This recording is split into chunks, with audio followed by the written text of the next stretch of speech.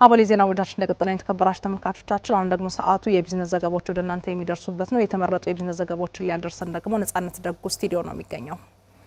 ነጻነት መልካም ጊዜ ይሁንልህ። አመሰግናለሁ ስፈልግ ዘገባዎችን ይዘን ቀርበናል። ኢትሶች የቢዝነስ ዘገባ ስፖንሰራችን ነው። መልእክቱን ተከታትለን እንመለስ። በቃ ሙላባትና ነስታ አታረገው ያረ ሙላባት ያው ዲቲ ማለልኩ ዛጋ ገና ይኑላ ሰልፍ ጠብቄ ያውልህ ባዶ ኢቲኤም እዛ ጋር አለልህ። አይ እኔ የምጠቀመው የክፍያ ካርድ እኮ ሌላ ባንክ ስለሆነ ደሞዝ ገብቶና ከፋያችን ይሳል። ዛሬማ ከፋ አንተ ነህ። እባክህ በቂ ገንዘብ አላስኩ። ፖስት ማሽን አለ ወይ ይቅርታ፣ የዚህ ባንክ ክፍያ ካርድ አላስኩት። ሰበበኝ። ኧረ እባክህ ተው። ሁሉም የክፍያ ካርድ በሁሉም ፖስት ማሽን ላይ ይሰራል።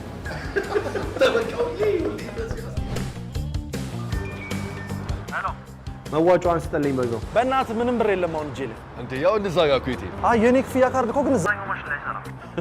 ሰበቡ እሱ እኮ ድሮ ቀረ። ለካ ሁሉም የክፍያ ካርድ ሁሉም የክፍያ ማሽን ላይ ይሰራል። ታዲያስ የያዙት ካርድ ከየትኛውም ባንክ ቢሆን በሁሉም ኤቲኤም ገንዘብ ማውጣትም ሆነ በፖስ ማሽን ክፍያ መፈጸም ይቻላል። ኢትስዊች ይህን እውን አድርጓል። ኢትስዊች ክፍያን በቀላሉ። ኢትስዊች ስፖንሰራችን ስለሆነ ከልብ ነው የምናመሰግነው። አብራችሁን ቆዩ ተመልካቾቻችን። በግብር አጣጣል ላይ የሚነሱ ቅሬታዎችን ለማስቀረት ያሉ ችግሮችን ለመፍታት ቴክኖሎጂን መጠቀም መፍትሄ እንዳደረገ የአማራ ክልል ገቢዎች ቢሮ አስታወቀ። በግብር አጣጣል ላይ በተያዘው በጀት ዓመትም በርካታ ቅሬታዎች መነሳታቸውንና ከ98 በመቶ በላይ የሚሆኑት መፈታታቸው ተገልጿል። የዝባለም ጌታን በዝርዝር ትነግረናለች። በአማራ ክልል የግብር ፍትሐዊነት ችግር የገቢ አሰባሰቡ ላይ እንከን ከሚፈጥሩ ነገሮች መካከል የሚጠቀስ ነው። የግብር ባለሙያው ባገኘው መረጃ መሰረት እንዲሁም ከስነ ምግባር ጉድለት የተነሳ ቅሬታዎች እንደሚመጡ የገለጹት የአማራ ክልል ገቢዎች ቢሮ ምክትል ኃላፊ አቶ ፍቅረ ማርያም ደጀኔ ግብር ከፋዩን ማህበረሰብ የማስተናገጃ ስርዓት መኖሩን የገለጹት ግብር ከፋዮቻችን የሚያነሷቸው ቅሬታዎች አሉ።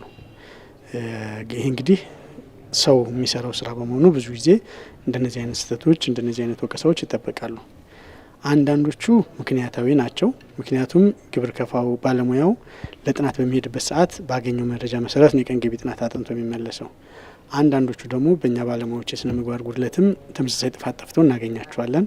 ስለዚህ ሁለቱንም ሚዛናዊ አድርገን የግብር ከፋዎች የቅሬታ አቀራረብ ስርዓት ስላለ ለሚቀርቡት ቅሬታዎች በተገቢው ሚዛናዊ ውሳኔ መስጠት ስርዓትና ሚዛናዊ የሆነ ውሳኔ የመስጠት ሂደት ስላለን በዛ የምናስተናግድበት ሁኔታ ነው ያለው። የሚነሱ ቅሬታዎችን ለመፍታት ቴክኖሎጂን መጠቀም አማራጭ የሌለው መፍትሄ ነው ያሉት አቶ ፍቅረ ማርያም በቀጣይ በጀት ዓመት ይህንን ቴክኖሎጂ ለመጠቀም መታቀዱን ነው የገለጹት። አጠቃላይ የባለሙያዎችን የቀን ገቢ ጥናት በሚመለከት በዲጂታል ሲስተም የቀን ገቢያቸውን እንዲያጠኑ እናደርጋለን። በዲጂታል ሲስተም የተጠናውን የቀን ገቢ ደግሞ በቀጥታ ዘው ላይ ሆኖ ትራክ እንዲደረግ ከግብር ከፋውና ባለሙያው የሚያደርጉትን ልውውጥ በድምጽ ጭምር ትሬስ አድርጎ ባለሙያው አለበትንም በጂፒኤስ በማየት ምን ተዘራ፣ ምን ተጠና፣ ምን መጣ የሚለውን አብረን የምናይበት ስርዓት በሚቀጥለው አመታት ጀምረን ወደ ተግባር ስለምናስገባ አሁን እንዲህ አይነት ጥያቄዎችን በተለይ የፍትሐዊነት ጥያቄዎችን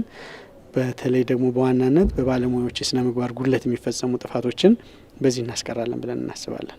በተያዘው የበጀት ዓመት በርከት ያሉ ቅሬታዎች መቅረባቸውን የገለጹት አቶ ፍቅረ ማርያም 98 በመቶ የሚሆኑ ቅሬታዎች መፈታታቸውንም ተናግረዋል። በየአመቱ እንግዲህ በተለይም በቀን ገቢ ጥናት እየተጠና በሚሄድበት ቁጥር የግብር ከፋዎቻችን የቅሬታ ያቀርባሉ።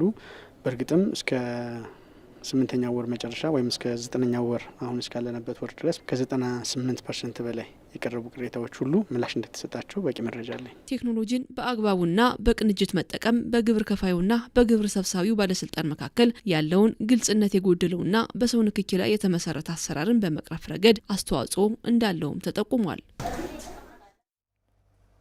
ባለፉት 9 ወራት በኮምቦልቻ ከተማ አስተዳደር ከ14.5 ቢሊዮን ብር በላይ ካፒታል ያስመዘገቡ ባለሀብቶች ፈቃድ መውሰዳቸውን የከተማ አስተዳደሩና ኢንቨስትመንት መምሪያ አስታወቀ።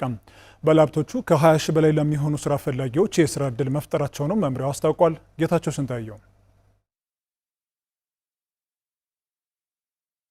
የኮምቦልቻ ከተማ አስተዳደር ኢንዱስትሪና ኢንቨስትመንት መምሪያ ባለፉት 9 ወራት ከ14.5 ቢሊዮን ብር በላይ ካፒታል ያስመዘገቡ ባለሀብቶች የኢንቨስትመንት ፈቃድ መውሰዳቸውን መምሪያ ኃላፊው አቶ ሁሴን ሙያ አስታውቀዋል።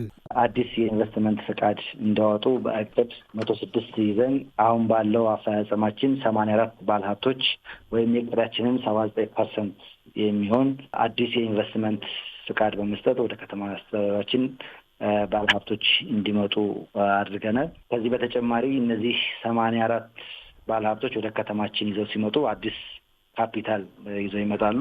እንደ እቅድ 28.8 ቢሊዮን ብር ካፒታል ይዘው ይመጣሉ ብለን አቅደን አሁን ባለው ነባራዊ ሁኔታ 14.6 ቢሊዮን ብር ወይም የእቅዳችንን 51% የሚሆን ካፒታል ይዘው መጥተዋል። ፈቃድ የወሰዱት ባለሀብቶች ከ20 ሺህ በላይ ለሚሆኑ ስራ ፈላጊዎች የስራ ዕድል መፍጠር እንደሚችሉም መምሪያ ኃላፊው ገልጸዋል። እነዚህ ፕሮጀክቶች ወደ ስራ በሚገቡበት ጊዜ አዲስ የስራ ዕድል ይፈጥራሉ። ስለዚህ የስራ ዕድል እንፈጥራለን ብለው በፕሮጀክታቸው ይዘው የቀረቡት 37143 የስራ ዕድል እንፈጥራለን ብለው በፕሮጀክታቸው አቅርበው ክንውናችን ግን 20650 ወይም የእቅዳችንን 56% 84ቱ ፕሮጀክቶች የሚያክል ካፒታልና የስራ ዕድል ይዘው የመጡበት ሁኔታ ነው ያለው። ፈቃድ የወሰዱት ባለሀብቶች የሚሰማሩት ማኒፋክቸሪንግን ጨምሮ በአገልግሎት ዘርፍ እንደሆነም የኮምቦልቻ ከተማ አስተዳደር ኢንዱስትሪና ኢንቨስትመንት መምሪያ ኃላፊ አቶ ሁሴን ሙያ አስረድተዋል።